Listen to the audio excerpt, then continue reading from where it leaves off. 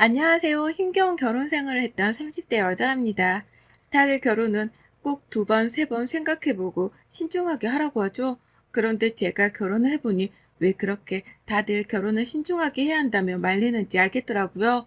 만날 때야 좋았고 연애할 때야 좋았지만 막상 결혼이란 건 두 사람만의 문제가 아니기에 생각할 부분이 참 많다는 게 현실이었죠. 전 아래 여동생이 있고 홀어머니와 저희 자매가 함께 살았습니다. 아빠는 저희 자매가 어릴 때 이미 저희 곁을 떠나셨죠. 가정에 소홀히 하시고 외도 문제, 돈 문제 등으로 엄마는 아빠를 감당하기 버거우셨다고 합니다. 그래서 이혼을 선택하셨죠. 지금이야 이혼이 별게 아니라고 받아들여지지만 저희 때만 해도 이혼은 꽤 큰 이슈였고 여자 몸으로 애 둘을 키우는 건 쉽지 않았습니다. 그렇지만 저희 자매를 어떻게든 먹여 살리겠다고 친정엄마는 참 악착같이 버티며 사셨어요. 어린 저희 자매 눈에는 엄마가 늘 힘겨워 보였지만 그 힘든 와중에도 저희 엄마는 내색을 하지 않으셨습니다. 공부를 못해서 성적이 좋지 않아도 혼난 적 없었어요.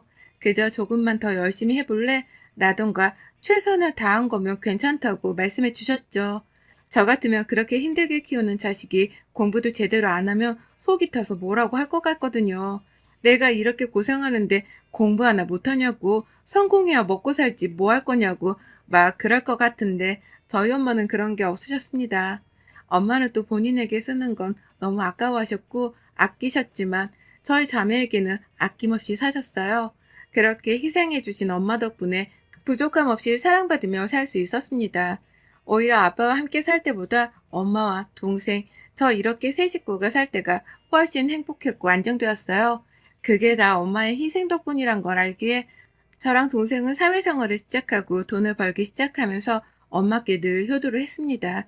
참 애틋한 가족이었던 저희 가족은 늘 서로를 위하는 마음이 컸던 가족이었죠. 거기다 일찍부터 돈이란 게 얼마나 귀하면서도 무서운 건지를 알았기에 저도 버는 족족 저금은 꼭 해야 한다는 개념이 확 박혔던 것 같습니다. 늘 저희 엄마께서 알려주신 게 있었거든요. 사람이 살다 보면 어느 날 갑자기 목돈이 필요한 순간들이 있기 때문에 현재를 즐기며 사는 것도 좋지만 꼭 만약을 대비해야 한다고 말입니다. 그래서 되게 당연하게 돈을 모았던 것 같아요. 엄마의 현명한 덕분에 사회 초년생부터 또래 친구들에 비해 돈을 많이 모으고 있는 편이었습니다. 동생과 제가 사회생활을 시작하면서 집은 더욱 안정되었고 잘 사는 듯 했을 때 제가 시집을 가게 되었어요. 만나던 사람과 진지하게 결혼을 전제로 만나고 있긴 했지만 기약이 없었습니다. 어느 날부터인가 남편이 확 밀어붙이고 결혼하자고 딱 말을 해버렸고 이때부터 정신없이 결혼 준비를 하게 되었죠. 정말 눈 감았다 또 보니 결혼을 했더라고요. 원래 결혼은 한쪽에서 딱 끌고 가야 한다고들 하는데 막상 해보니 진짜 그렇구나 싶었습니다. 제가 결혼을 할 때 남편과 약속을 했던 게 하나 있었습니다. 양가 부모님의 도움을 받지 말고 우리 능력껏 주제껏 꾸려나가며 채우며 그렇게 살자는 거였죠. 제가 이렇게 했던 이유는 어느 집은 이렇게 했는데 이 집은 이렇게 했네 안 했네 라며 서로 다툼이 생기는 게 싫어서였어요. 저희가 가정을 꾸리게 되었지만 부모 형제는 또 다른 존재이고 서로에게 얼마나 소중한 존재인 걸 알잖아요. 그런 가족들 문제로 다투는 건 최악이라고 생각했기에 애초에 그런 빌미를 만들지 말자는 입장이었습니다. 제 의견은 남편도 동의를 해줬고 결혼할 때 저랑 남편이 각자 모은 돈과 은행의 힘을 빌려서 모든 걸 해결했어요. 분명 양가 부모님들도 허락을 해주셨고 문제없이 결혼했는데 막상 결혼하고 나니 시모의 입장이 조금 달라졌더라고요. 시모는 장녀를 시집 보내며 아무것도 하지 말라고 정말 아무것도 하지 않은 저희 엄마가 이해가 안 간다고 말씀하셨습니다. 그렇게 애지중지 힘겹게 키운 듯 말하더니 어떻게 아무것도 안 해주냐고 말이죠. 전 그런 시모가 이해가 안 가더라고요. 에리야, 너희 엄마는 장녀를 시집 보내면서 정말 아무것도 안 하니? 대단한 것 같아. 나 같으면 귀한 장녀 시집 보내면서 절대 그렇게 못했을 거야. 시집 보내면서 아무것도 안 해가며 시댁에서 찬밥일 거 뻔히 알면서 어떻게 그러시니?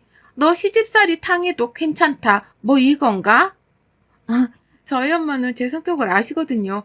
안 받겠다면 절대 안 받는 거 아시니 저랑 아범 뜻을 존중해 주신 거죠. 저희가 어린애들도 아니고 자립할 힘도 있는데 굳이 도움받을 필요가 뭐가 있겠어요? 막말로 결혼은 저희 둘이 하는 건데 저희 나이에 양가 부모님께 손 벌리는 게 더 웃기죠. 안 그래요, 어머님? 손 벌리는 게 아니라 딸이 싫다고 해도 나한테는 본인 딸 잘 부탁한다고 뭐라도 해줄 수 있는 거 아니냐는 말이지. 내가 뭐 받고 싶어서 이러는 게 아니라 황당해서 그렇다, 황당해서. 내 주변만 봐도 작년 시집 보내면서 정말 입 딱 씻고 있는 엄마는 너희 엄마가 처음이라니까. 상견례 때는 아무 말씀 없이 동의하셔서 아범이랑 저는 괜찮으신 줄 알았는데 서운한 게 있으셨나 봐요. 진작 말씀을 하시지 그러셨어요. 저는 어린 나이가 아니라서 친정엄마께 손 벌리고 싶지가 않으니 제가 뭐라도 해드려요? 예리야, 너 말 참 기분 나쁘게 한다. 뭐라고? 해드려요? 뭐 내가 받고 싶어서 이러는 줄 아니? 내 돈 주고 사면 그만이라고. 내가 뭐 돈이 없니? 뭐가 없니? 그냥 어이가 없어서 그런 거야. 그런 거라면 저희 엄마도 그러셔야 하는데 전혀 그렇게 생각하지 않으시던데요. 오히려 저희가 똑똑해서 잘 살 거라고 말씀해 주시고 어려운 결정 동의해 주신 어머님이 멋지다고 하셨는데 아니셨군요. 시모는 대놓고 제게 아무것도 해주지 않아서 서운하다고 티를 냈어요. 그러나 이미 끝난 얘기를 하니 웃기더라고요. 분명 남편과 모두 있는 자리에선 서로의 안가 부모님께도 아무것도 해드리지 말고 저희가 알아서 하겠다고 했을 때 현명하다고 해놓고는 이제 와서 뭐라도 해주길 바라는 심보가 웃겼습니다. 그래서 저도 비비 꼬면서 말을 했죠. 제가 또 한성질 하기도 하는 편인데 아닌데 맞다고 장단 맞춰주는 성격도 아니라서 시무가 저렇게 트집을 잡으면 말하면 저 역시 지지 않고 말했어요. 시무라고 해서 맞죠. 네, 맞습니다. 알겠습니다와 같은 무조건적인 수긍들을 전 절대 해주지 않았습니다. 제가 저렇게 강력하게 나서도 시모 역시 지지 않고 제게 시집살이를 시키려고 아주 노력하셨어요. 사실 제가 저희 친정집에 대해 자세히 언급을 한 적도 없습니다. 굳이 저희 집 재산이 얼마고 어느 정도 살아요. 뭐 이렇게 말할 이유는 없으니까요. 그래서 그런지 시모는 혼자 생각에 호르몬이가 자매 키우는 집이니 당연히 형편이 어려울 거라는 생각을 하셨나 봅니다. 늘 저희 친정집을 무슨 거지 취급했고 나중에라도 저희 엄마가 장녀인 제게 빌붙어서 본인 아들이 힘들어질까 그걸 걱정하시며 돌려가셨죠. 그런데 저희 친정집은 형편이 어렵지 않습니다. 살만하고 여유 있는 집이고 오히려 시댁보다 더 재산이 있는 상황이었죠. 상황이 이랬어도 굳이 시모에게 솔직하게 털어놓지 않았어요. 이유는 반대로 시모가 빌붙을까 봐 하였습니다. 여유가 있다는 걸 알면 괜히 시모가 돈 요구를 할 것 같아서 그게 싫어서 그냥 시모의 생각대로 여유가 없는 척 했어요. 더 정확하게는 재산에 대해서 언급 자체를 하지 않았습니다. 차라리 거짓 취급받는 게 열받아도 잃는 건 없으니 괜찮았어요. 시모는 본인이 대놓고 저희 집을 거짓 취급하는데 제가 별다른 대꾸를 하지 않으니 진짜 못 사는 어려운 집이라고 확신을 했던 것 같습니다. 그래서 그 이후부터는 아주 대놓고 무시하기 시작했죠. 명절에 친인척들도 다 있는 곳에서 저 들으라고 그러더군요. 집에 사람을 잘 들여야 되는 거야, 어? 우리 봐라. 어디서 저런 돈도 없는 집구석 창녀라고 들어와서는 도움되는 거 하나 없고 속만 타잖냐. 그뿐인 줄 알아? 꼴에 장녀라고 한마디를 하면 아주 열마디를 하고 있어. 내가 지 동생인 줄 아는 건지 아유 이래서 가정교육을 똑바로 받아야 한다고들 하는 거야. 결국 이렇게 티가 난다니까 부족한 애들은. 며느리 듣겠다. 그렇게 말하면 상처받지. 하지 말어. 상처받기는 개뿔. 지도 지 주제를 알아야지. 그리고 말대답을 따박따박 얼마나 하는데 겨우 이 말에 상처를 받아? 다들 몰라서 하는 소리지. 쟤는 가만 보니까 요즘 애들 말로 취집한 거야. 우리 아들한테. 아유 꼴에 눈은 높아서 우리 통준이 같은 남편 잡은 거 봐. 영악한 여우가 따로 없어. 어머님 쌓인 거 참 많으셨나 봐요. 만나는 날도 많은데 직접 말씀하시지 왜 뒤에서 험담을 하세요. 결국 어머님 얼굴에 침 뱉는 건데. 들었지? 들었지? 얘가 이렇게 말대답을 한다고. 그래도 상처를 받을 것 같냐? 나만 열받는다고. 그리고 너 어른들끼리 말하는데 왜 끼어들어? 버르장머리 없이. 제가 듣다 취집이란 소리에 너무 웃겨서요. 어머님 취집을 할 거였음 아범이랑 결혼 안 했죠. 아범도 어머님도 재산보다 빚이 많은데 제가 미쳤다고 이런 집에 취집을 하겠어요? 그리고 저 가정교육 누구보다 잘 받았다고 자부할 수 있는 사람이에요. 어머님, 제가 말대답을 하는 게 아니라 아닌 걸 무시하고 지나치지 못하는 고약한 성격이라 그래요. 불쾌하셨으면 죄송해요. 저 말하는 거 봐. 쟤는 없는 주제에 시애미가 말하면 네라고 한 번에 답하는 법도 없이 맨날 저렇게 말대답을 한다니까. 저랑 대화를 하시는데 왜 자꾸 가족들한테 답을 하세요? 어머님, 전 그럼 음식 마저 할게요. 하실 말씀이 있으시면 부르세요. 이런 저와 시모를 늘 마주하는 친인척들의 입장은 50대 50이었습니다.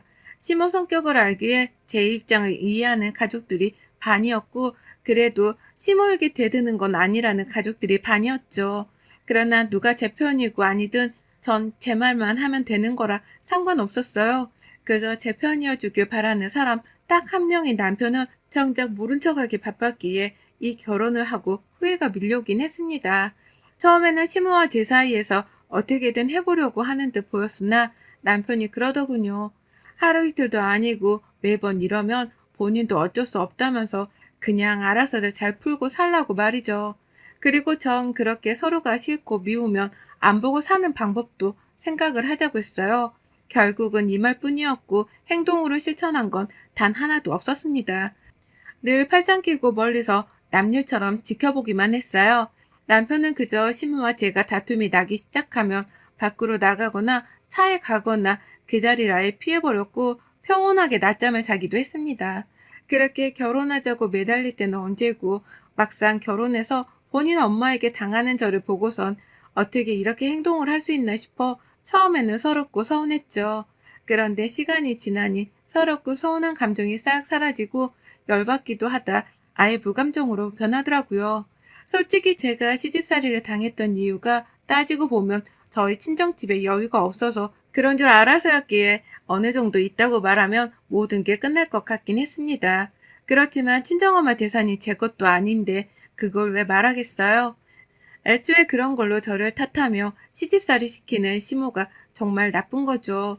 그리고 이쯤 되니 그냥 어떤 여자가 왔어도 시모는 못마땅해 했을 것 같다는 확신이 들었습니다. 은근히 본인 아들 잘난 것만 자랑하고 며느리는 무시하는 게 보였거든요. 시댁이랑 집이라도 멀었으면 속이라도 덜 탔을 텐데 거리가 가까운 편이라 더 힘들기도 했습니다. 걸어서 왔다 갔다 10분도 안 걸리는 거리였고 저를 욕하는 재미로 사는 시모여서 그런가 자주도 찾아왔습니다. 시모는 진짜 갑자기 찾아와서 밑도 끝도 없이 욕만 하다 가곤 했어요. 굳이 연락도 없이 저희 집에 찾아와서는 제게 그랬죠. 나왔다. 얘 청소를 한다고 끝이 아니야. 바닥 미끌거리는 거 봐라. 마무리를 똑바로 해야지. 아 참, 그건 그렇고 너희 돈 관리는 누가 하니? 저희는 각자 알아서 하고 있어요. 각자 돈 관리를 한다는 게 뭔 뚱딴지 같은 소리냐? 각자 벌어서 각자 모으고 각자 해요. 매달 정해진 날짜에 공동 생활비 입금해서 그렇게 생활하고 있어요. 각자 번 돈은 서로 터치하지 않거든요. 그런데 갑자기 그건 왜 물어보세요?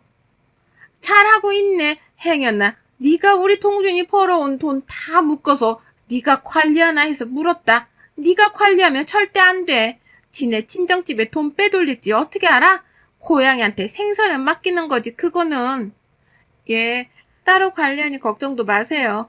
아범벌이가 얼마나 된다고 빼돌리겠어요, 어머님. 우리 동준이가 뭘 못 벌어. 잘만 벌지. 그 능력에 그 외모면 결혼하겠다는 의사 변호사 며느리들이 줄을 서 있지. 네네, 알겠습니다. 뭘 알아? 뭘 알겠다는데? 어? 너 이제 시애미가 말하는 것도 듣기 싫다 뭐 이거야? 얘 진짜 웃기네. 어머님, 제가 화풀이 상대도 아니고 매번 이러시는 거 너무 힘들어요. 툭하면 소리치고 뭐라고 하시는데 제가 뭘 그렇게 잘못했어요? 네 잘못을 네가 몰라? 넌 그냥 존재 자체가 잘못이야. 에이씨, 괜히 와서 또 열받네 진짜. 와도 반겨주는 사람 하나 없는데 굳이 와서는 혼자 저렇게 뚜껑 열려서 고함치며 가버리는 시모였죠. 늘 시작과 끝은 제 욕만 하는 거였고 그렇게 욕만 하다 또 가셨어요. 제가 생각했던 결혼은 절대 이런 게 아니었는데 너무 불행하다는 생각이 들었고 점점 이 감정이 견디기 힘들어졌습니다. 시모는 시집살이에 더불어 애 낳아라, 임신은 언제 할 거냐고 닥달을 했어요. 그런 시모의 닥달과 남편도 제게 아이를 원한다고 부담을 줬지만 전 불안정한 이 결혼 생활 속에 아이를 낳을 수 없었습니다. 당장 이 결혼을 유지할 수 있을지 없을지도 모르겠는데 누구랑 애를 어떻게 낳겠습니까? 그래서 절대적으로 조심 또 조심하며 지냈어요. 시모 때문에 스트레스를 많이 받아서 신경이 날카로웠습니다. 그래서 친정집에 제대로 신경을 쓰지도 못했어요. 뭔가 싸한 느낌과 너무 오래 연락을 못해서 신경 쓰여 친정엄마께 연락을 했는데 충격적인 얘기를 들었습니다. 친정엄마가 췌장암 말기 진단을 받으셨다는 말을 들었고 왜 진작 말하지 않았냐는 저에게 그러셨죠. 엄마, 어떻게 왜 나한테 말을 안 했어? 어? 예나야, 너 요즘 힘들다고 그러더라고. 뭐 네가 빨리 한다고 해서 달라지는 것도 없고 적당할 때 말해야지 그랬지. 예리야, 답이 없어. 예나랑 같이 별거 다 해보려고 했는데 이미 너무 늦었다고 하더라고. 그러니까 너무 슬퍼하지 말고 엄마랑 좋은 시간 잘 보내자. 억장이 무너진다는 게 바로 이런 심정이구나 싶었습니다. 말이 나오지도 않고 숨이 쉬어지지도 않았어요. 통증도 없으셔서 모르셨고 이미 손 쓸 수도 없을 정도의 상태라 할 수 있는 일이라고는 떠나는 친정엄마가 쓸쓸하지 않도록 곁에서 꼭 지켜주는 것뿐이었습니다. 이 사실을 알고 동생과 저는 완전히 무너졌지만 그 와중에도 다 큰 자식들 걱정이 우선이셨던 엄마께서는 본인의 재산들을 저희 앞으로 정리하기 바쁘셨죠. 통증도 심하고 너무 힘들 텐데도 병원에서 마지막을 보내고 싶지 않다며 살던 대로 집에서 평상시처럼 살다 그렇게 가고 싶다는 의견이 워낙 완강하셨습니다.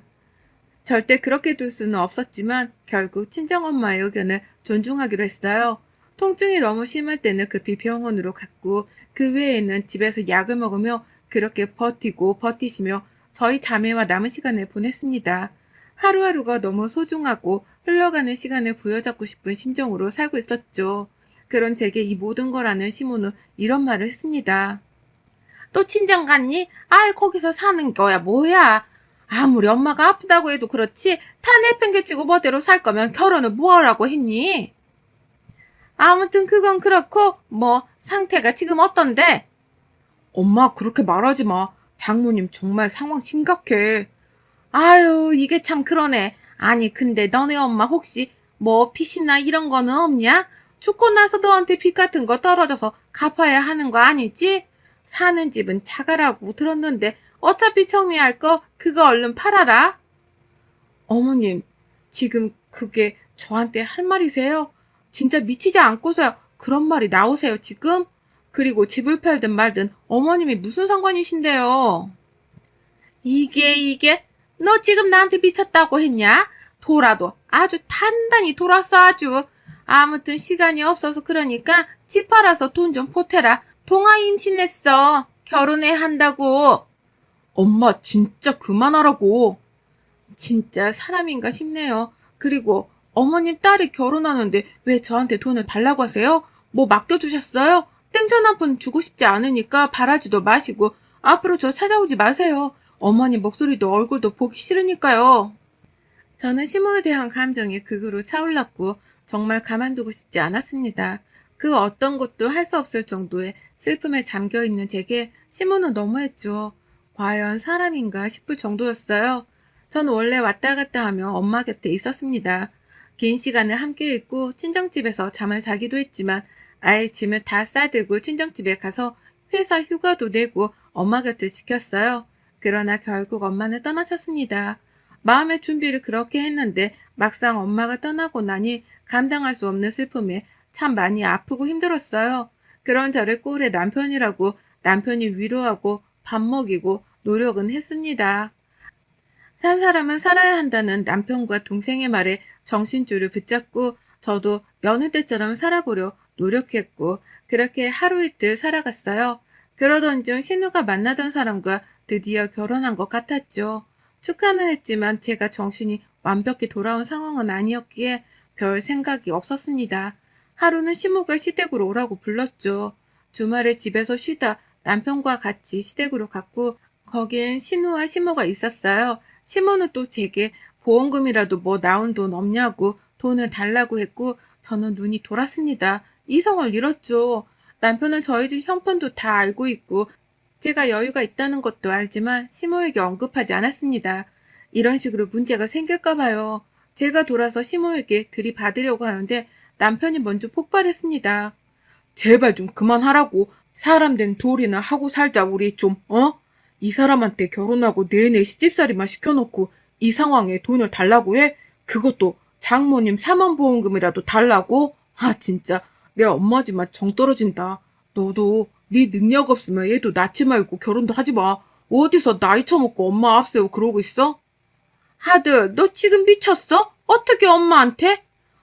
키워줘서 너무 감사했고 고마워. 그건 평생 잊지 않을게. 그래서 엄마 장례는 내가 치러줄게. 효도는 솔직히 살면서 다 했고 마지막 지키는 걸로 아들로 끝낼 테니까 죽을 때까지는 나 찾지 마. 그냥 우리 알아서 살게. 이동준, 너 할 소리가 있지 엄마한테. 어떻게 그런 소리를 해? 도한 소리 하고 싶은 거 겨우 참는 거니까 엄마 아들 뭐 이런 호칭 그만하자. 징글징글하다. 그 이후 남편은 저를 데리고 나왔고 저희는 이사를 했습니다. 연락처도 모조리 바꾸고 아예 새로운 곳에서 새로운 마음으로 살고 있어요. 시모, 신우와 아예 연락을 끊고 저희 부부에게만 집중해서 산 지가 시간이 꽤 흘렀고 남편과의 관계에서 안정을 얻은 저는 이번 연도 11월에 엄마가 됩니다. 참 아프고 고통스러운 시간을 겪어야 했지만 지금은 말로 다 못할 행복한 결혼 생활을 하고 있어요. 부디 이 행복이 끝나지 않도록 잘 붙들며 살아보려 합니다. 많은 응원 부탁드려요. 여러분의 생각은 댓글로 남겨주세요. 오늘도 시청해주셔서 정말 감사합니다. 오늘도 즐거운 하루 되세요.